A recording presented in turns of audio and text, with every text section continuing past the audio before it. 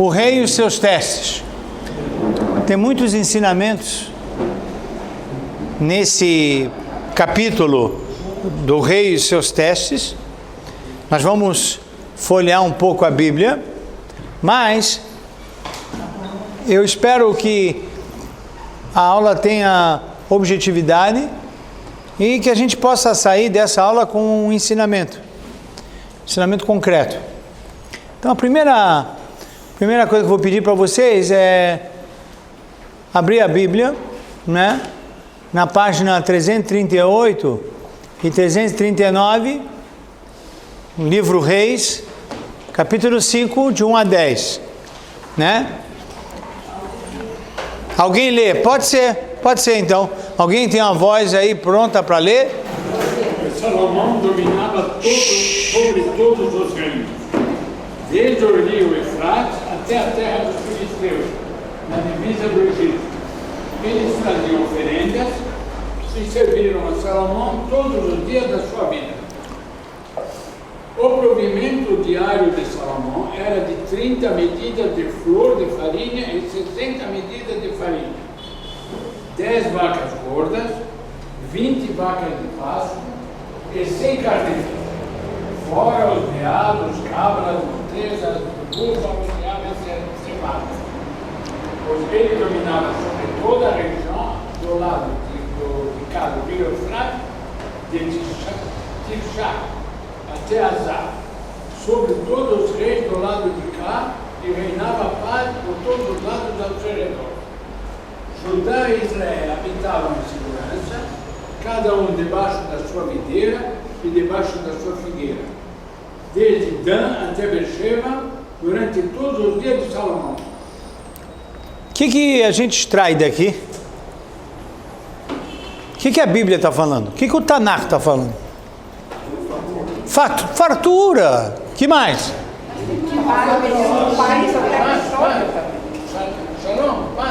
Paz. Os limites de seu território. Território de Israel. Dan até Beersheba. É uma expressão de Dan a Beersheba, norte ao sul. Fartura, bonância. Todo mundo come, bebe, é alegria. Tá igualzinho o Temer. É igual. Liderança, o respeito que toda a região tem por Israel, pelo seu governante, pelo seu líder. Uma maravilha isso. Mas saibam que esse personagem que está aqui, e a gente já conhece ele, Moshe Haim Luzzatto, a gente estudou 6 meses esse pensador. Ele escreveu que a riqueza e a pobreza são teste para o homem. A gente acha que quando a pessoa está passando por dificuldade, esse é o único teste que o homem passa. Não é verdade. Quando está na riqueza também é um teste. E ele deixou isso muito claro no livro dele, que ambas as situações são testes. O homem vive sendo testado. A época do rei Salomão foi um período de bonança econômica para todo Israel. O texto valoriza a comida, a bebida, a segurança, a moradia, o trabalho e o recolhimento de impostos. Quer dizer, como se isso tudo fosse índice de felicidades. E o texto deixa claro que a época do rei Salomão é a época, né, em termos desses parâmetros todos. Chama a nossa atenção, por quê? Porque o profeta Jeremias, um pouco depois do rei Salomão, ele fala diferente. Ele fala, e aí eu vou pedir para que vocês se atentam na parede mesmo, não precisa abrir, Jeremias capítulo 9, versículo 22 e 23. Não se glorifique o sábio por sua sabedoria, nem o forte por sua força, nem o rico por suas riquezas. Antes, se glorifique em mim entender, em me conhecer e saber que eu sou o Eterno. O profeta Jeremias já nos ensina no Taná um outro caminho, não é esse. O cuidado para que o sábio não se gabe, não se ache, mas eu sou o que sou. Estudei, sou formado, tenho isso, aquilo. Não vai por aí não. Ou a pessoa que tem poder econômico. Eu tenho, eu posso, eu faço, não vai por aí também não. Eu não vejo contradição. É o teste da riqueza e da pobreza, e aqui também está dizendo a mesma coisa. Não se glorifique por causa da pobreza, da riqueza. É porque no texto, agora, nesse aqui, quando você lê capítulo 5, de 1 a 10, não tem nenhuma advertência. A coisa está andando, está se falando como não tem a presença de Deus, tem a presença do rei, tem a presença dos índices, da segurança.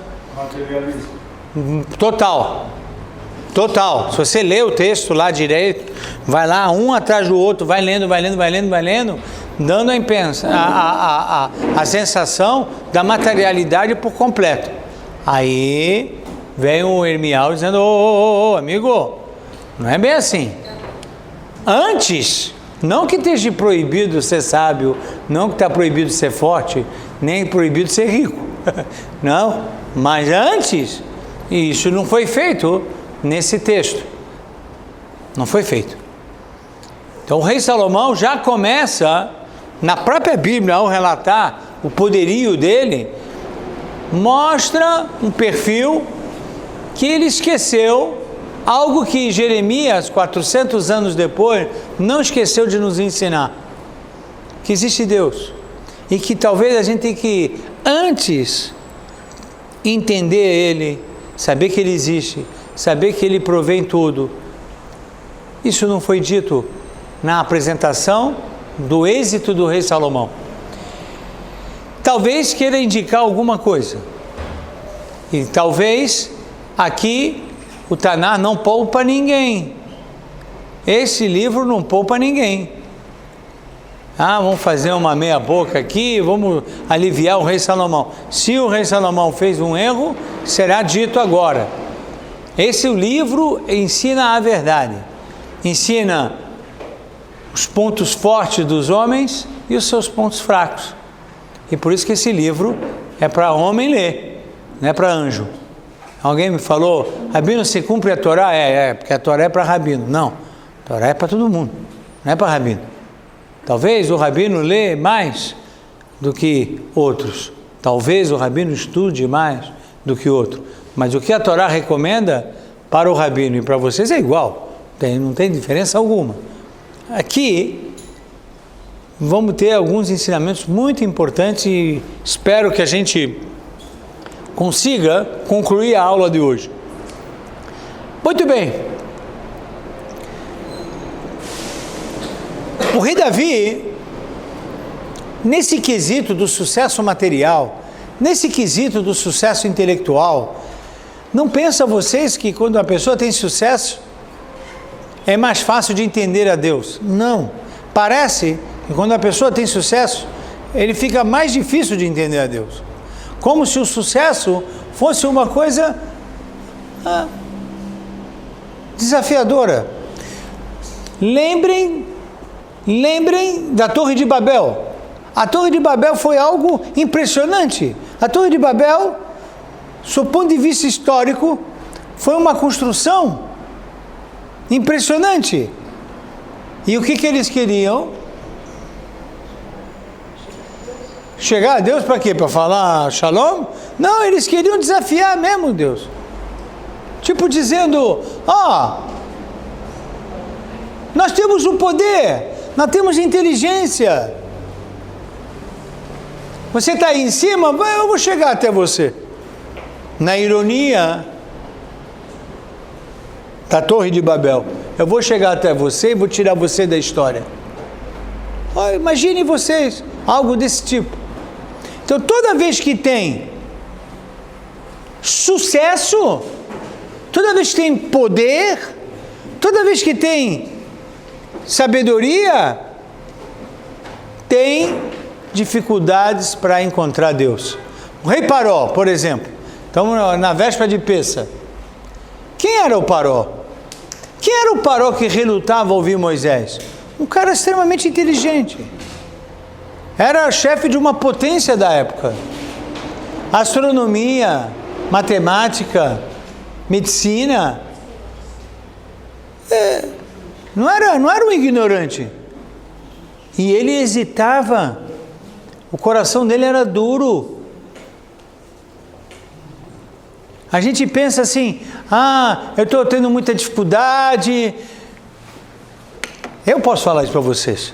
Eu converso com pessoas da comunidade, eu falo para eles, vem à sinagoga. Aí eu falo, não dá, não dá.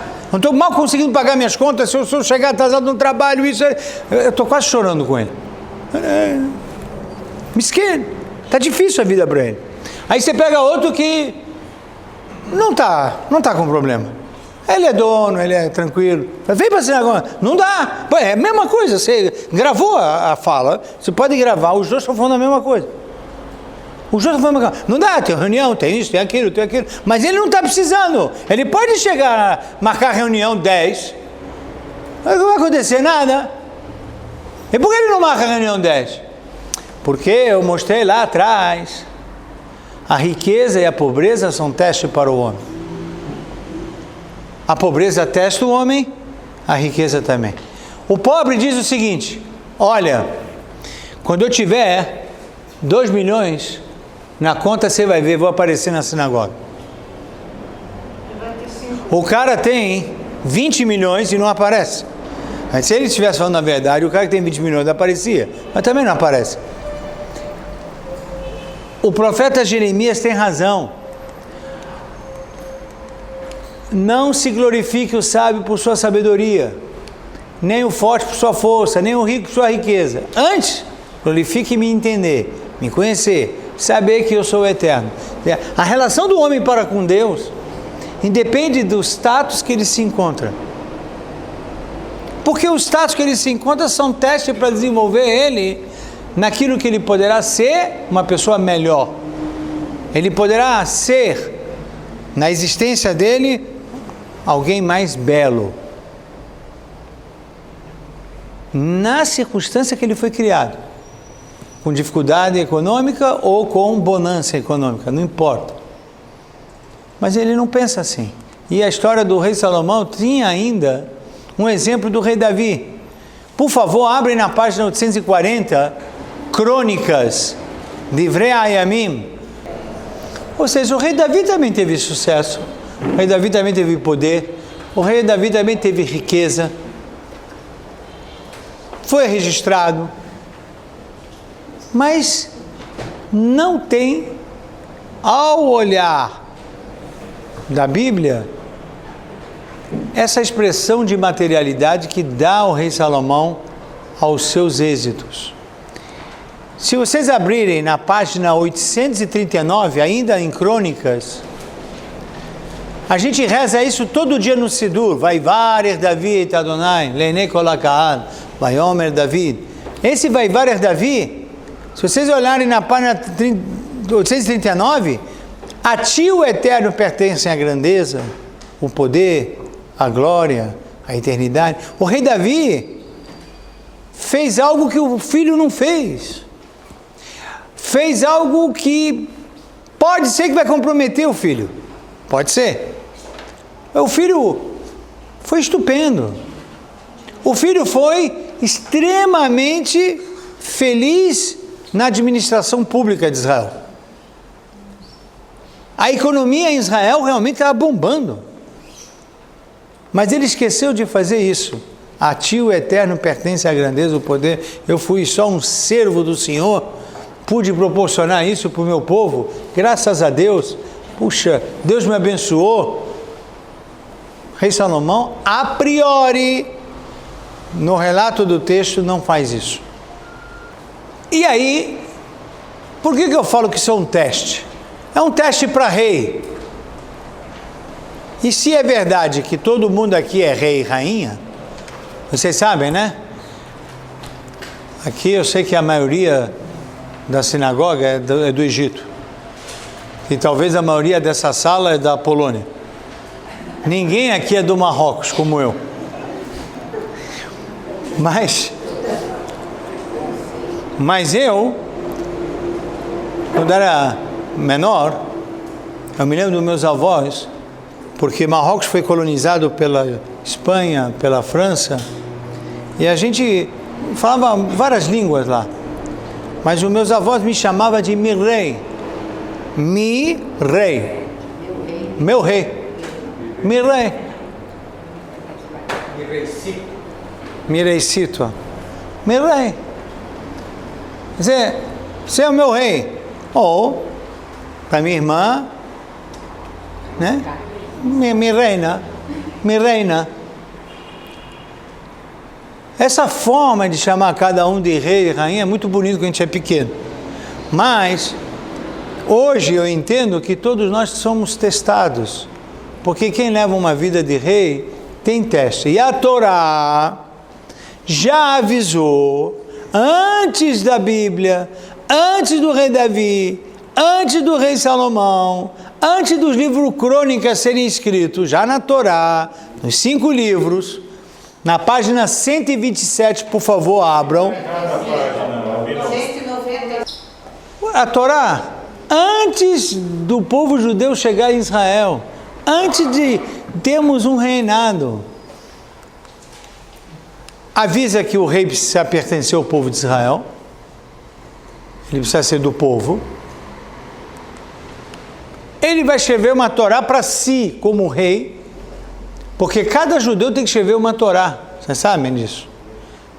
Tem 613 mitzvot, 613 mandamentos. A última, cada um tem que ter uma Torá. As pessoas, né? Para ter uma Torá não é fácil. Primeiro que ninguém sabe escrever agora uma Torá. Então tem que contratar um sofer. Segundo, o valor da Torá não é barato. Não é barato. Então o que acontece? Algumas pessoas sim fazem a Torá, homenageiam alguém e doa para a sinagoga. Fez a mitzvah. Outros participam. Uma Torá vai ser escrita e dividimos ela por todas as pessoas. Então vai custar 20 mil. Quantas pessoas nós reunimos? Cada um vai dar 500 reais. E aí ele participa na escrita de uma Torá. O rei se chama Davi. Davi, como judeu, tem que escrever uma Torá. E Davi, como rei, tem que ter mais uma Torá, 2 Torá. Ele tem que escrever para si o mais um. Isso é coisa para o rei. Agora ele precisa estudar e cumprir as leis. Esse negócio que é rei, está muito bonito, mas ele tem que ser um estudante da Torá e um exemplo de que ele cumpre as leis. Porque senão não vai funcionar. É um rei de teoria. Tem que ser de prática. Modelo. Ele precisa personificar a Torá. Senão, não é rei. Ele não pode ter muito cavalo. Porque se ele tiver muito cavalo, na época, ele vai... O texto deixa claro que ele vai voltar para o Egito. Porque o Egito era a região onde se criava muitos cavalos. E não era para voltar ao Egito. Mas cavalo, no sentido filosófico, cavalo dá para a pessoa o quê? Status, vontade de fazer guerra, etc. Excesso de conquista. Não pode ter muitas mulheres. Mas o que eles mais fizeram foi ter mulheres, todos os reis. Não pode ter muitas mulheres.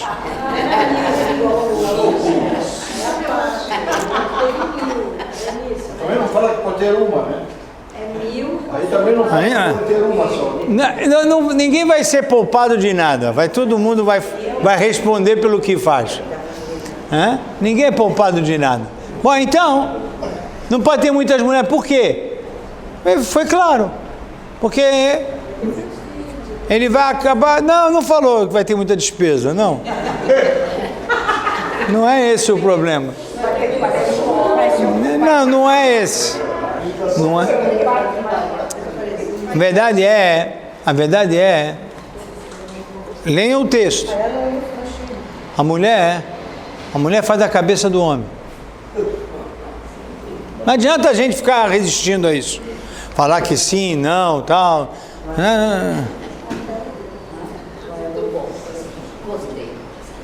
Aí se ele vai ficar com muita mulher, ele não vai ter cabeça, só isso.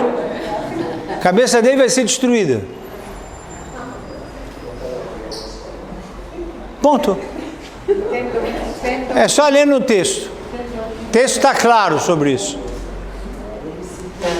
E não pode ter muito ouro e prata. Né? Não pode ter muito ouro, porque isso leva a um possível gosto, né? De posse excessiva, e ele não para com isso. Isso foi para um rei, imagina para cada um de nós. O rei que está no status mais elevado da sociedade, na pirâmide, ele recebeu tudo isso aqui. Então imagina, eu tenho o meu reinado e a minha família. Então eu tenho que ter uma Torá, eu tenho que estudar, eu tenho que cumprir lei. Cuidado com esse negócio de cavalo, status, não muita mulher, né? Para que muita exibição? Menos. O rei Davi, se a gente olhar por essas características, ele encaixou muito bem. O rei Davi, sim. Ele se encaixou. Ele não teve mulher para boa, ele teve mulheres. Várias. Muitas. Ele teve mulheres, teve. Mas calma, vamos analisar o rei Davi também, irmão. O rei Davi se encaixou melhor, não tem dúvida.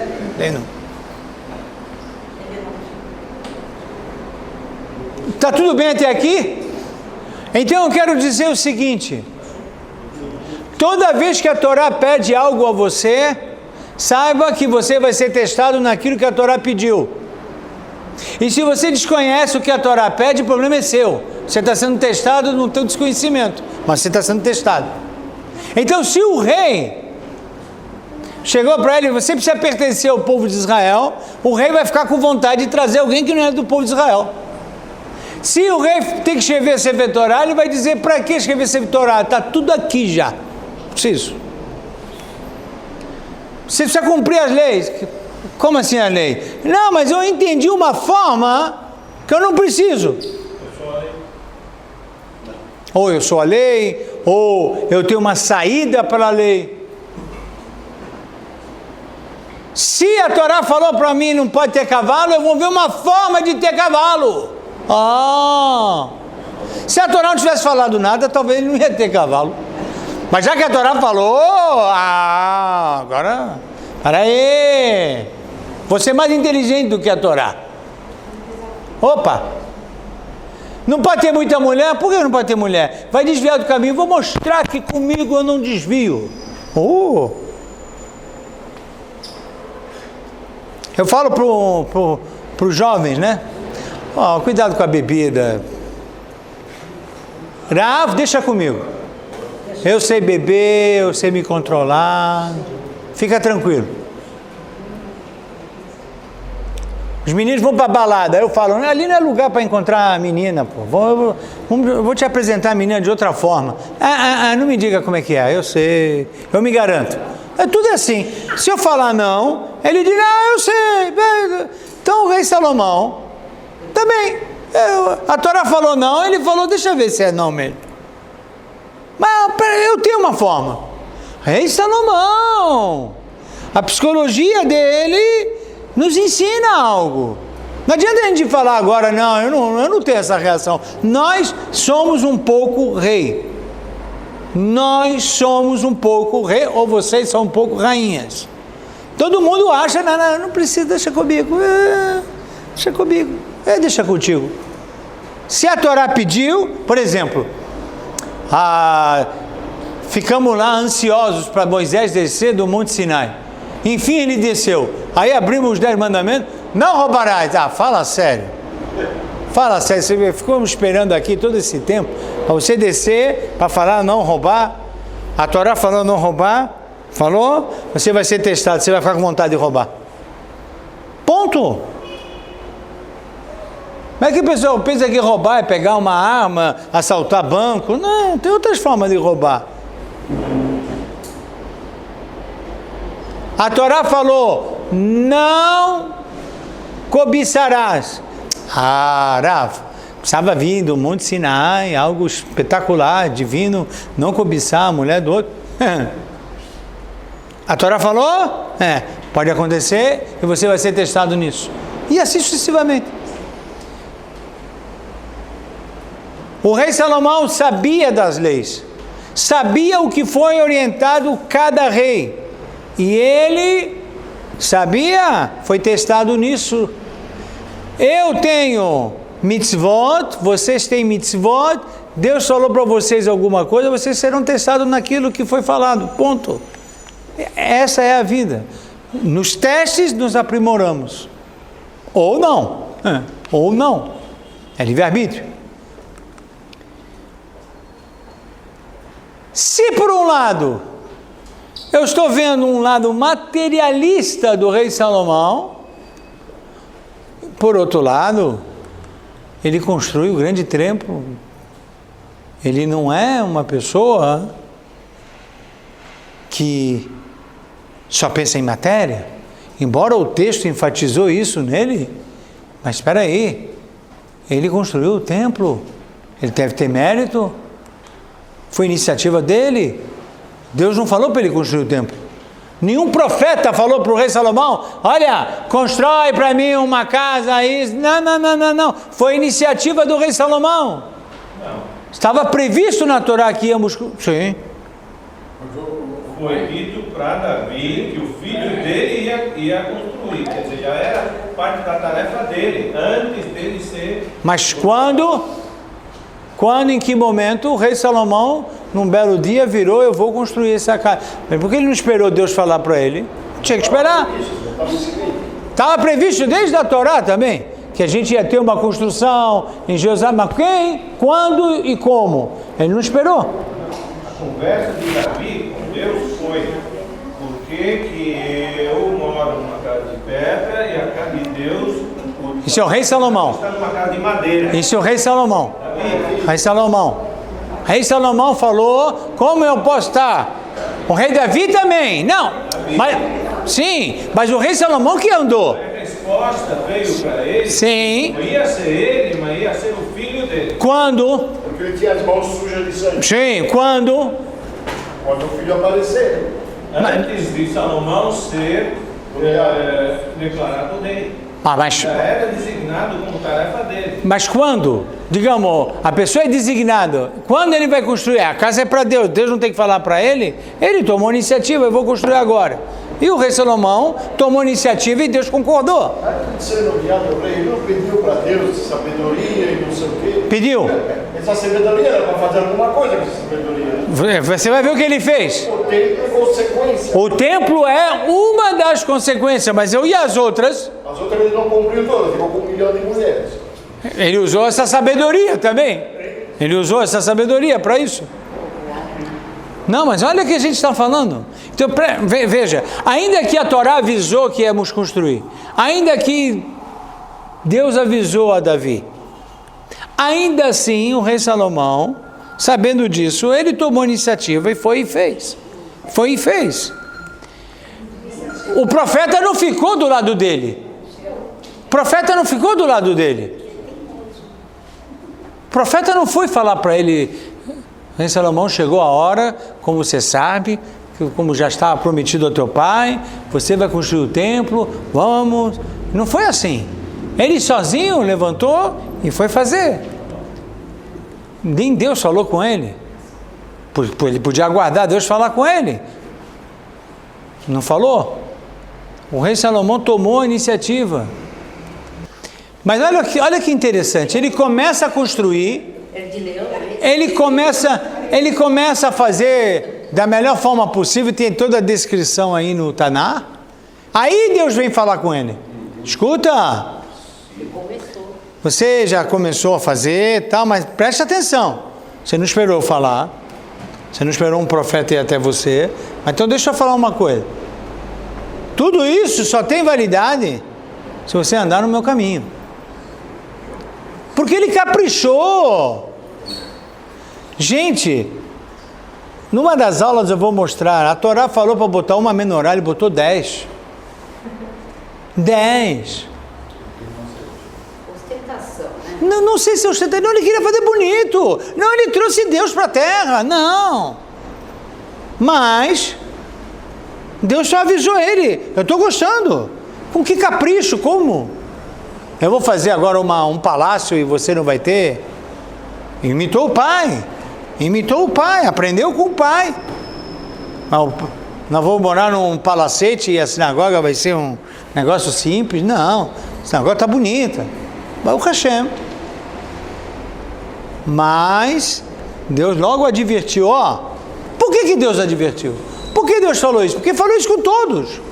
Falou com Moshe Rabbeinu, falou com Davi, com Yoshua, com todos os líderes. Não é perseguição ao Salomão. Não é perseguição. Mas Salomão precisa ouvir. Não pensa você, porque você vai botar menorá de ouro, tem salvo-conduto. Não pensa você, porque você me constrói um templo, e você tem salvo-conduto. Você faz uma coisa boa, boníssima, não tem nada a ver. Erro é erro, e esse acerto não vai relativizar o teu erro, de forma alguma. E a gente está vendo algumas cenas hoje em dia, porque eu fiz uma coisa boa, 2, 3, não posso ser julgado dos meus erros. Então, se você errou, errou. Eu sou o rei Salomão, errou. Mas ele fez coisa boníssima. O boníssimo a gente coloca aqui e os erros coloca aqui. E eu aprendo os dois, a não errar e como acertar. Ponto. Tem que fazer com capricho a Deus, temos que caprichar para Deus. Mas não é porque eu capricho para Deus eu posso errar. Porque faz compensação, né? Acertei aqui, erra aqui, aí faz desconto, tal, resultado final, tal. Não. No ano 480 da saída do Egito, vocês sabem que a saída do Egito marca o calendário do povo judeu ao longo de toda a Bíblia. Nós não sabíamos falar Rosh Hashanah, isso aqui só veio na época do Talmud. A nossa referência de ano é saída do Egito. Vocês sabem que documentos de escolas judaicas na Europa mostrava que o ano letivo começava no mês de Pêssar, para acompanhar isso, porque a cabeça pensa sempre em Pêssar. O mês de Pêssar, nós lemos na Torá no sábado passado, Chodesh Harishon, o primeiro mês. Qual é o primeiro mês do ano no gregoriano? Janeiro. Quando começa o ano? Janeiro. Quando começa o ano judaico? Em setembro. Mas quando é o primeiro mês? Em Nissan. É uma loucura, a gente fica todo confuso. Mas como é isso? Chodesh Harishon é Nissan. E o ano novo é lá em Tishri, no sétimo mês. Por que isso? Porque até chegar o Talmud, nós só falávamos de ano pela saída do Egito. Então, no ano 480, depois da saída do Egito, saímos no Egito na semana que vem, em Pêssar, 480 anos depois, vem o Bet HaMikdash do rei Salomão. E aí fica o ensinamento. Uma casa extraordinária, sem o respeito e as aplicações da lei, não tem validade alguma.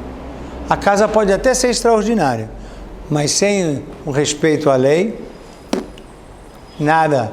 Eu posso fazer um templo maravilhoso. Se nele eu profanar o Shabat, eu posso fazer um templo maravilhoso. Se nele eu profanar as leis de recato entre homens e mulheres, mas é lindo o templo. Deus não vê arquitetura. Deus vê o cumprimento das leis. Como falou o profeta Samuel para o rei Saul, quem lembra? O rei Saul tinha que fazer a guerra contra os Amaleque. Aí ele poupou todo o rebanho dos filisteus, dos Amaleque, desculpa, e falou assim: faz tempo que eu não vejo uma cabeça de boi, olha que bonito, gordo, enxuto, isso aqui vai dar um belo de um sacrifício para o Todo-Poderoso, vamos pegar tudo isso para... Aí o profeta Samuel fala: e Deus quer carne? E Deus quer churrasco? E Deus está preocupado agora com a qualidade da carne? Deus quer o cumprimento da lei, cumprimento do mandamento. Esquece isso. O que enche os olhos de Deus é Ele como um pai nosso. Ele fala: filho, faça isso, e o filho faz. Filho, não faça isso, e o filho não faz. Ponto. O resto é detalhe. Então, uma casa extraordinária, ainda que o rei realmente fez uma casa extraordinária, em termos de arquitetura, em termos de beleza, decoração, a santidade entrou no templo, ele desceu Deus até lá, mas Deus já avisou: olha, cuidado, hein? Cuidado, porque a condição para tudo isso, para eu estar próximo de você e do povo judeu, é cumprimento de lei. Essa mensagem vai ficar repetindo todas as vezes na Bíblia. E todas as vezes na história dos rabinos. Os rabinos são chatos porque querem cumprir a lei. Pô, o cara é chato. Mas não é chato. Eu não entrei na história agora. A história já existe. Então, pode. Não pode, não pode. O que eu vou fazer? O templo como o coração da nação. O que tem no coração? O coração é só por fora? Ou ele tem cumprimento de lei? Ele está consistente?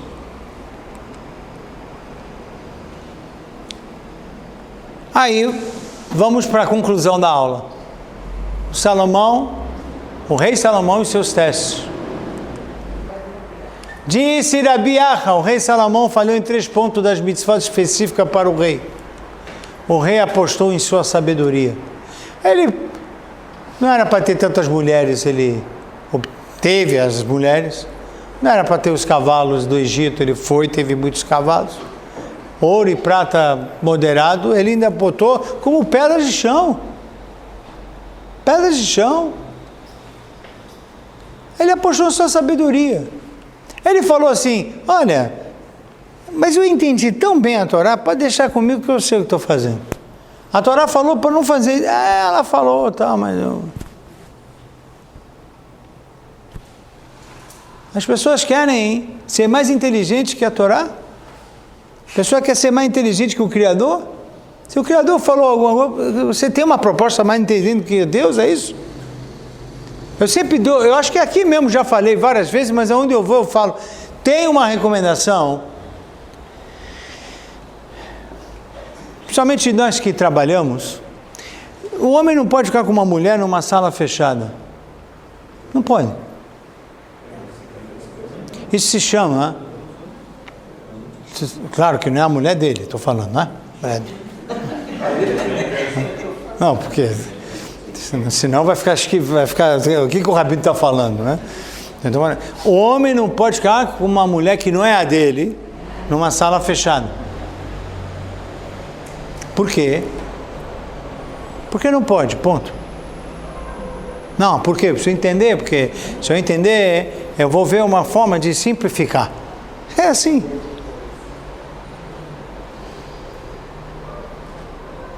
E assim vai. Aconteceu comigo uma semana antes de Purim, desta sinagoga. Uma mulher casada marcou comigo e eu falei: olha, vem na minha casa. Só que Eu marquei 2, 3 dias antes. Só que no dia, a empregada faltou. Eu estava sozinho em casa.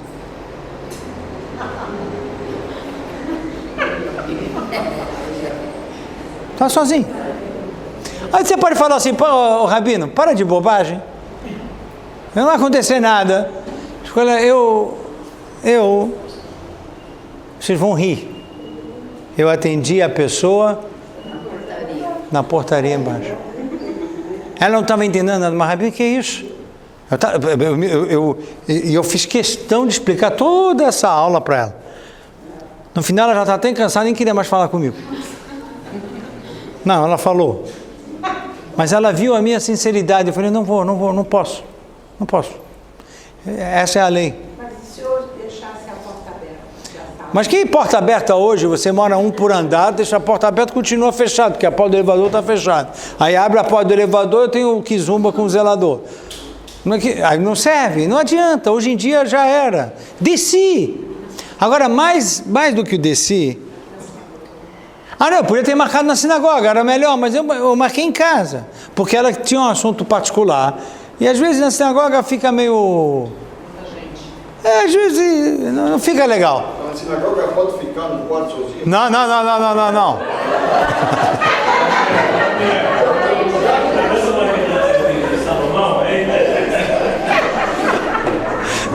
O senhor vê a opção da sinagoga? Não, por exemplo, eu posso atender ela nessa sala, está tudo aberto. Mas só ela, o senhor e Deus. E as portas abertas. Não. No horário... Não, você também fez uma pergunta boa. Se eu marcar com ela na sinagoga, com esse salão aberto, às 11 da noite, é porta fechada. Mas se eu marcar com ela 9h30, 10 da manhã, acabou. Se eu sento na sinagoga pequena com uma mulher, 10 da manhã, 11 da manhã, a porta está aberta, todo mundo pode entrar, tal, é uma coisa. Mesma coisa para escritório. Quem trabalha em escritório, mesma coisa, ele fecha o escritório, né, e fica com com a assistente, secretária, não sei quem. Mas, ali, todo mundo pode abrir. Mas se ele marca com a secretária, eu preciso fazer um relatório 10 da noite, é um problema. Pode ter problema. Não pode. Não pode. E como funciona o consultório médico? Consultório médico, também temos aí as questões que tem que ser em horários padrões. Se é horário padrão, não tem problema. Agora, se o médico marca num horário que não é padrão, não vai ao médico, eu vou falar. Está alguma coisa errada. Mas ele vai lá, marcou no consultório dele 10 da manhã, ok, 10 da manhã. Tem pessoas fora. Tem pessoas... Não, mas a porta fechada 10 da manhã é uma coisa. Você tem secretária, você tem... os pacientes estão fora. Mas ele pode passar o dia... É a mesma coisa na minha casa, senhor Uziel. Se eu estou na minha casa, tem uma empregada, então eu estou na sala, tem a empregada, entra, sai, não tem problema. Mas se eu estou na minha casa sozinho, é uma coisa. Agora, se eu estou em um consultório que só atendo eu sou o secretário, eu abro a porta, eu sou o psicólogo, eu sou assistente, eu sou enfermeiro, eu sou tudo, aí tem problema. Mas geralmente os médicos não atendem assim. Tem a recepcionista, tem isso, tem aquilo. Pronto, isso já deixa claro para a lei. E por que eu estou falando tudo isso? Porque a lei é a lei. E a gente é testado justamente quando a lei fala não pode.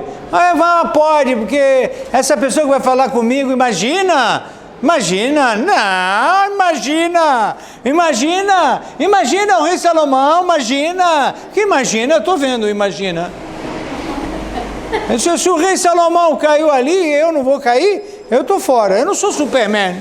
A ocasião faz o ladrão. A ocasião faz o ladrão. Isso é o resumo da história. É isso.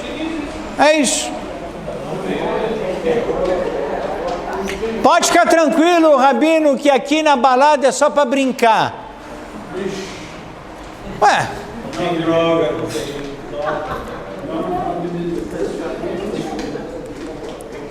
Moral, arrogância intelectual. nós vivemos, e acho que não saímos disso, a pessoa acha que com sua inteligência ele vai poder, espera, não é bem assim, não precisa, isso aqui não é, tal. Ele ficou mais inteligente que a Torá.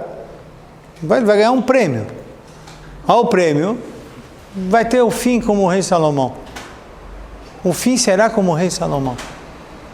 Só da parte lógica, se é que assim pode se chamar da história. Se ele era o mais sábio dos homens, em algum momento ele deixou de ser. Porque se ele era o mais sábio dos homens, ele não podia ter cometido esses erros por arrogância intelectual. Em algum momento ele deixa de ser o mais sábio dos homens. Sábio ele é. Ele não respeitava as leis. Então ele deixa de ser. Quer dizer, a promessa divina de que ele seria o mais sábio dos homens, em algum instante se interrompe. E não tem. Vamos Como? Ele pediu. Teve. Essa é a conclusão, ele não teve. É isso que ele está. Você está ratificando a posição dele.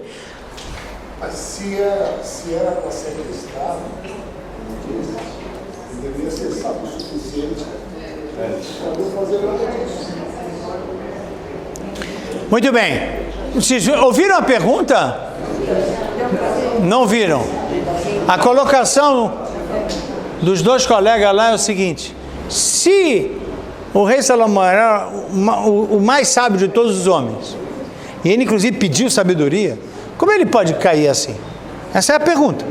Eu estou casando com a filha do senhor, o senhor é mais sábio que Salomão. Eu? Não. Eu tenho menos testes que o Salomão. Será? Certeza. Quanto maior é a pessoa, maior é o teste.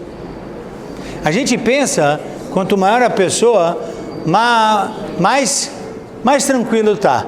Eu quero dizer o seguinte: eu sou mais testado que você.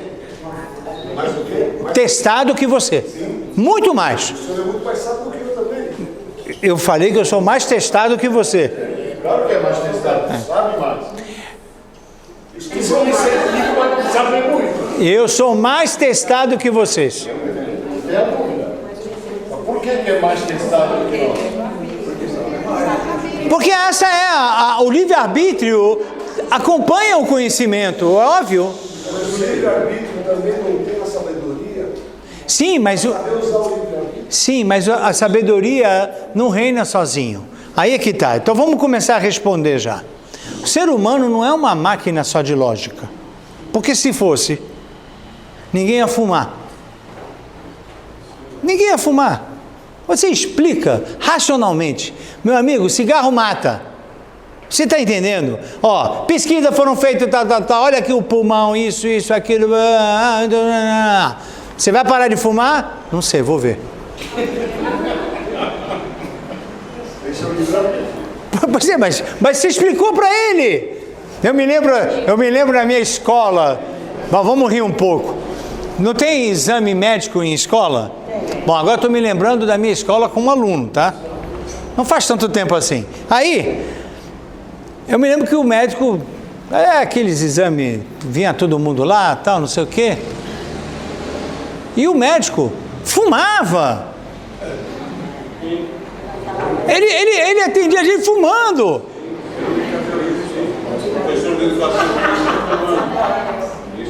Aí eu falava assim, o cara é médico, o cara fuma. Aí depois fui ver ex-alunos meus fazendo faculdade de medicina, dizendo que rola maconha lá de montão, na faculdade de medicina. Escuta, eu quero entender o seguinte: como é que pode o cara que estuda o corpo humano, estuda as doenças, e a faculdade de medicina é uma das maiores... A faculdade de medicina é uma das maiores consumidoras de maconha. Maconha eu garanto. Maconha eu garanto. Festa de... Então, se nós fôssemos só lógica, Se o ser humano respondesse só pela sua lógica, eu acho que muitos dos problemas teriam sido evitados na humanidade. Mas só que o homem não é só lógica. Existe um lado emocional que ganha da lógica. E isso não tem jeito. E é por isso que, graças a Deus, o judaísmo apresentou uma diversidade de pensamentos e de pensadores que vão somando com o outro. Você não pode entender bem o judaísmo só com Maimônides. Porque o Maimônides é realmente racional. Mas existe um lado do Sami que não é só racional. Eu preciso ler Nachman de Breslev, não adianta. A sabedoria não é suficiente. A gente sabe pelas obras que Salomão realizou, por exemplo, o Shirachirim, que a gente lê todo sábado, Sexta-noite. é uma obra perfeita de transmissão de sabedoria. O Kohelet é uma obra dele. Uma coisa não afasta a outra. O fato dele ter sabedoria não impede que ele erre. Sim. Mas errou.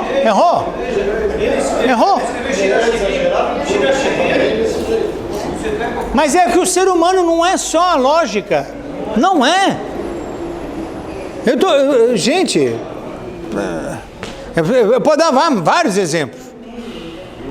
O que eu entendo, alguns anos atrás, eu estou muito em voga em administração e empresas, a questão da inteligência emocional dos funcionários. Sim. Então, não basta o camarada ter um QI de 300, ser brilhante, ser um engenheiro de primeira e tal, se ele não tem inteligência, que eles chamaram de inteligência emocional, nos relacionamentos humanos, na liderança de equipe, sensibilidade, inteligência emocional é emoção, é você controlar É o best-seller do Daniel Goleman. É isso mesmo. No passado, nós tivemos um nome que é até hoje consagrado, chamado Albert Einstein. Ninguém pensa em ler sobre o comportamento dele como companheiro. Ele levava amantes dele na casa dele, e a mulher dele estava lá na casa. Isso se lê. O Salomão fazia igual 700. Não, mas eu sei, mas ele levava uma. Isso não tira o mérito do Albert Einstein, da sabedoria dele. Sim. Não, eu só queria mostrar que o ser humano não responde só pela sabedoria. Esse é o grande X da questão, e por isso que as leis são mais inteligentes do que a nossa própria sabedoria. Não sei se a palavra seria honestidade, mas ele pode ser sábio e não honesto. Ele pode saber o que é o correto, mas ele opta por fazer algo que não é... Não é que ele optou, ele caiu. Ele caiu. E nós caímos. É difícil acreditar, de verdade, salvo que me mostrem o contrário, que todo esse pessoal da política foi educado para ser ladrão. Eu não acredito. Eles foram educados. Fizeram boas escolas, fizeram boas faculdades. Você vê que os caras têm pose, falam bem. Só que as oportunidades lá, as tentações são grandes. Os testes são maiores, porque eles têm cargo maior, teste maior. Então, ali eu vou ver. Cadê a sabedoria dos caras? Como um homem desse vai fazer um negócio desse? Como? Eu sei. E daí vem a questão da disciplina.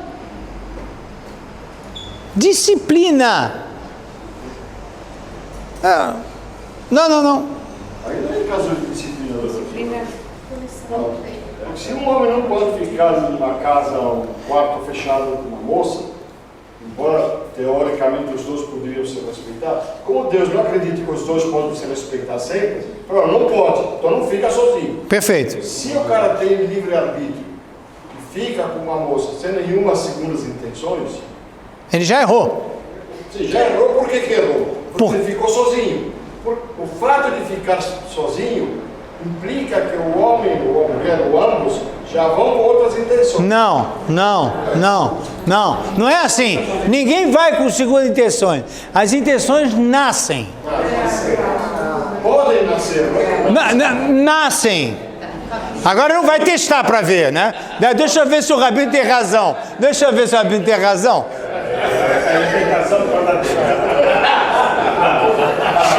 Aqui. Eu não sei se eu vou colocar minha dúvida. Sim. A dúvida é por que é preciso haver testes?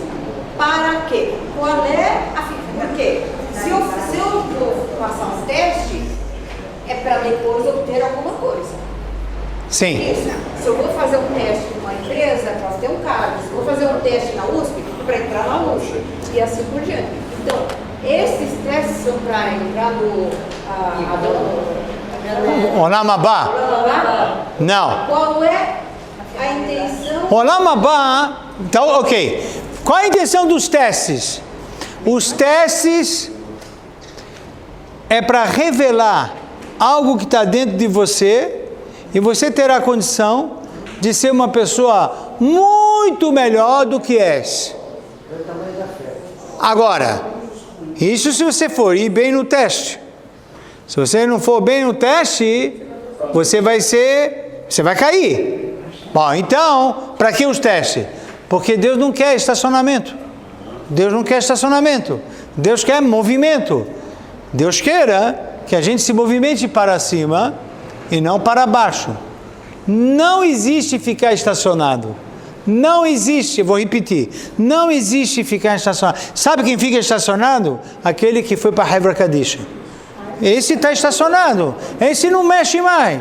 Esse não se move mais.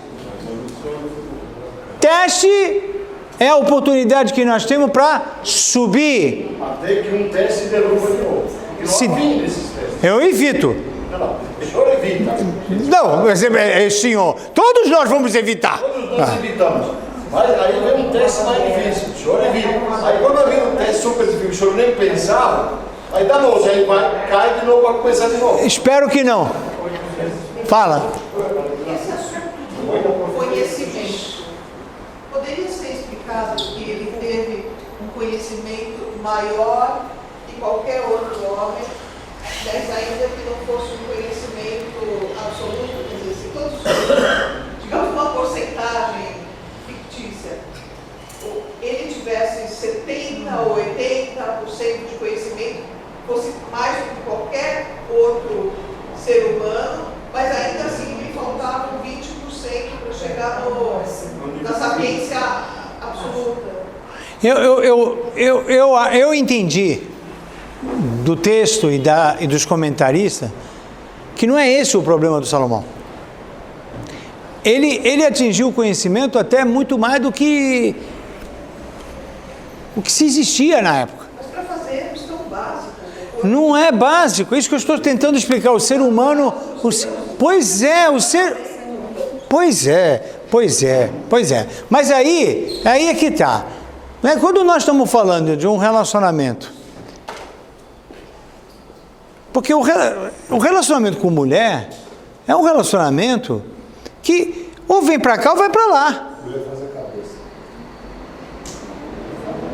Mas vai para lá que vem para cá. Não sabemos.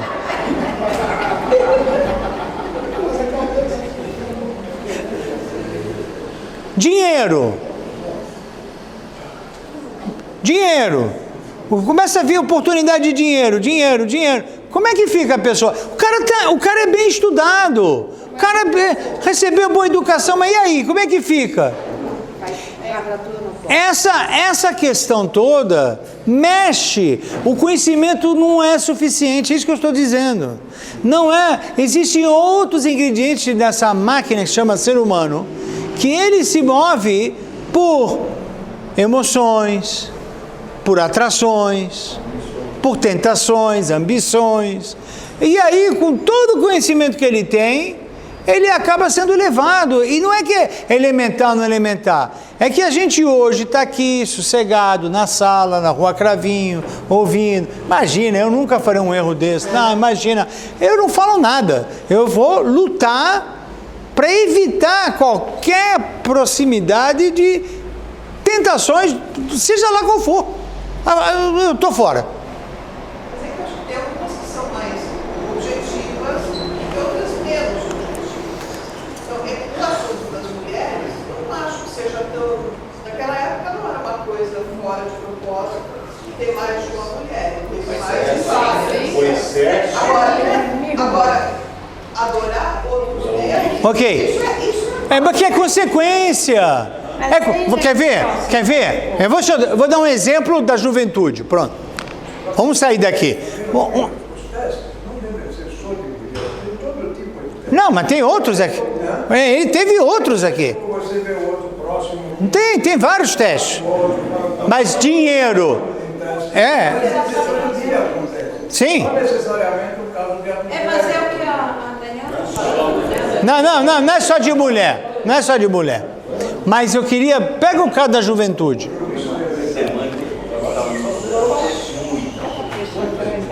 Eu conheço...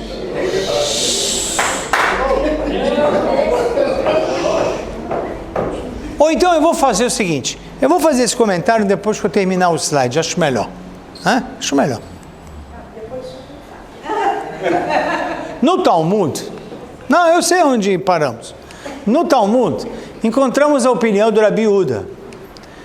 Com relação ao rei, ele diz o seguinte: a Torá proibiu mulheres que são de outra cultura. Perigo de desviar o homem. Mas com mulheres kasher, ou seja, da mesma cultura, não há restrição de quantas mulheres pode casar.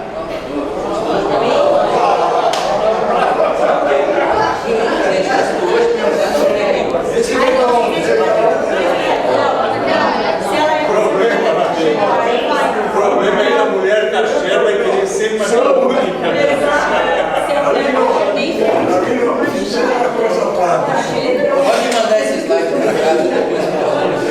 Posso continuar? Gente.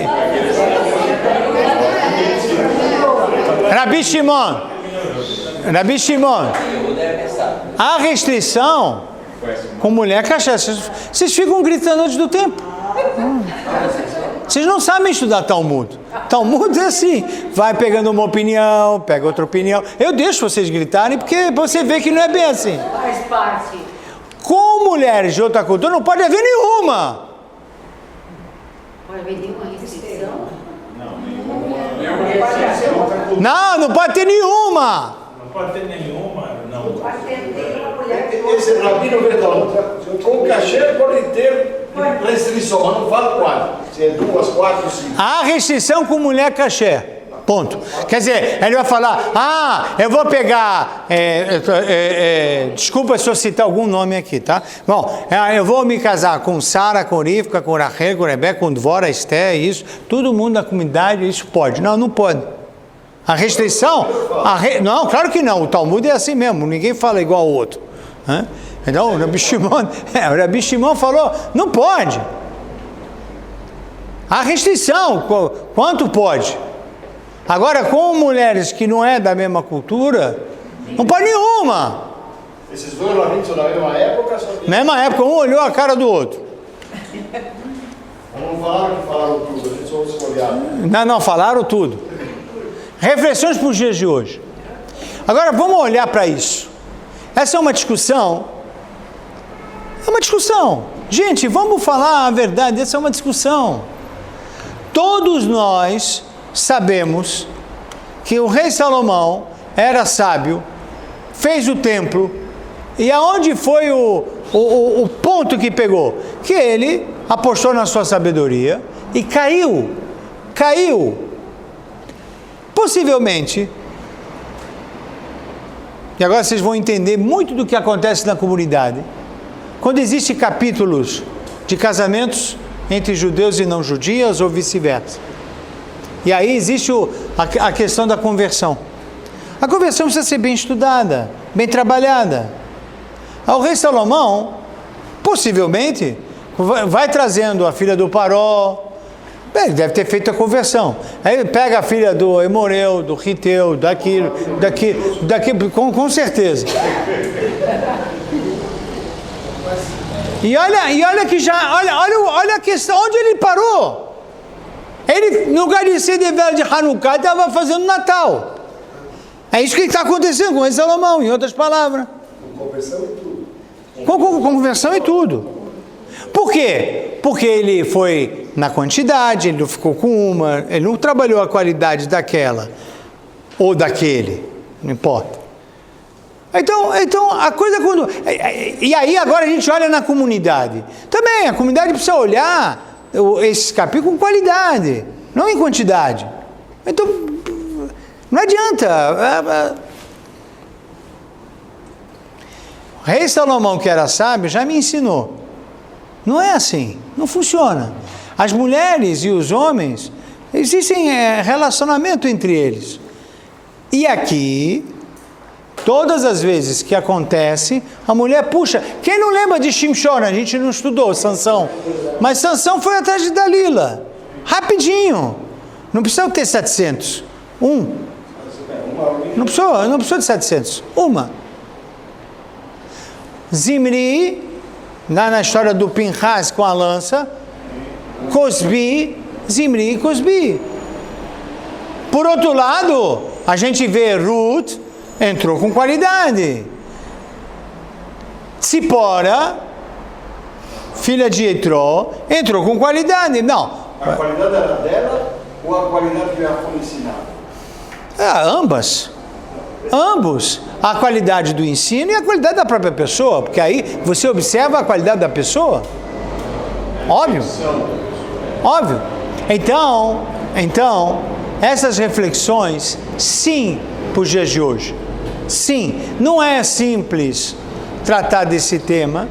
Esse tema é um tema que precisa trabalhar com qualidade, com tranquilidade, para olhar a sinceridade da pessoa, a pessoa está sincera, tal, uma coisa. Mas quando você vê 700, e aqui o rei Salomão é um, mas quando você vê uma comunidade também produzindo, ou uma sinagoga produzindo 70, 80 conversões por ano, você tem uma questão aqui que não vai bater no final. Não vai bater, porque alguém vai puxar para um lado. Não anda. Puxar para um lado, o que acontece? Nada, descaracteriza. Se não converter, o que acontece? Não, acho que a conversão é um capítulo judaico, mas tem que trabalhar com qualidade, é só isso que eu disse. Não pode trabalhar, como um processo burocrático. Tem que ser, porque vai, isso e aquilo. Tem sinagoga que tem cursos, módulos. Não é assim. A coisa tem que ser mais natural, mas, sabe, a gente percebe. Deus vai dando os sinais. Se não é isso para ensinar, a história do rei Salomão, vai ensinar o quê? É isso que vai ensinar.